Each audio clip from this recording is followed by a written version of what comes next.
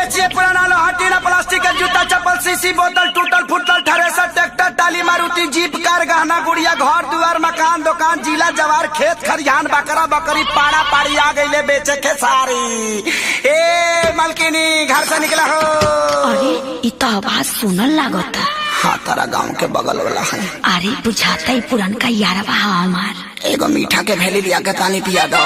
दादा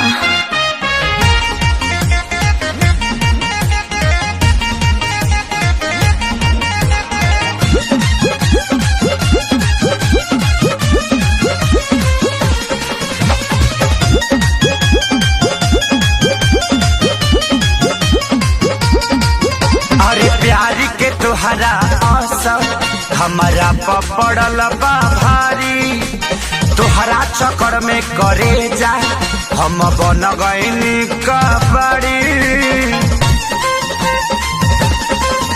अरे प्यार के तुहरा असर हमारा पपड़ल बा भारी चक्कर में तुहरा करे जा हम बन गईनी कबड़ी। घर से निकला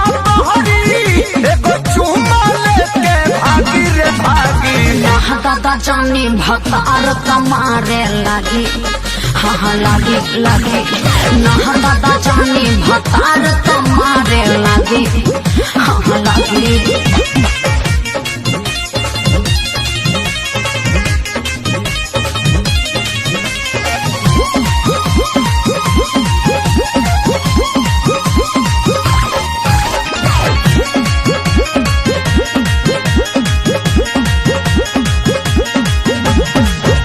बाटे बियाहे से हमारा पटाओ तनी को जलागी भानो कदी घर से आओ।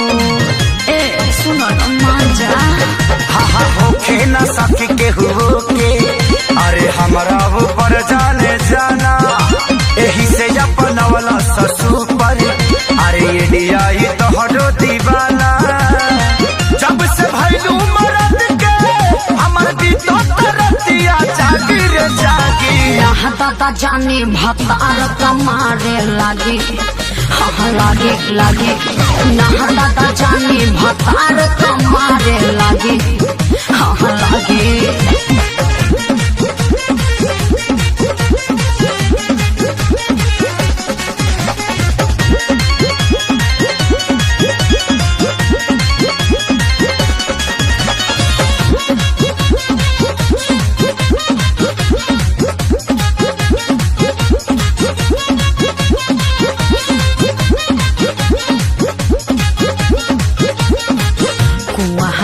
के बात पूछो और रहे यार हो नैहर के प्यार न करो ससुरा में प्रचार हो। अरे सब केहू जान जाई बड़ी बेइज्जती होई। अरे अपना खेसरिया के कैसे बोल गइलू तू भूल हो लगलू सिखाए नील कमल के मोहब्बत के रूल हो। या तो राज से पूछी हो दादा जानी भतार कमारे लगी। हाँ लगी लगी ना दादा जानी भतार कमारे लगी। हाँ लगी अरे प्यार के तुहरा असर हमारा पपड़ल बा भारी चक्कर में तुहरा करे जा हम बन गईनी कबड़ी। घर से निकला